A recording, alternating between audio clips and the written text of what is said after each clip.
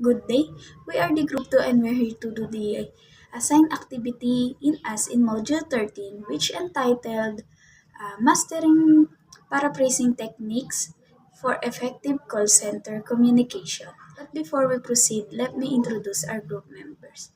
First, Andre Rincangken. Second one is Resaldo de la Cruz. The third one is Daniel Langtok. And the last one is Eugene Raimundo.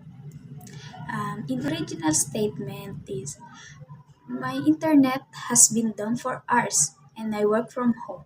In paraphrase statement, I understand how crucial reliable is, especially you're working. Let me check this issue and get you back online as soon as I can.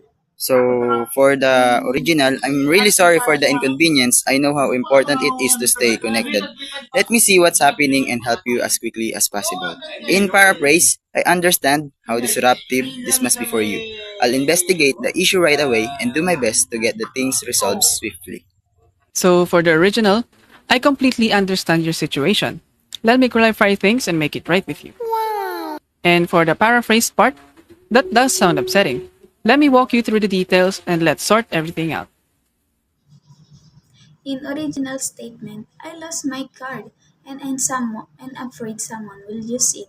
In paraphrase statement, thanks for letting me know right away. I'll help you to secure your account and guide through the next step to stay protected.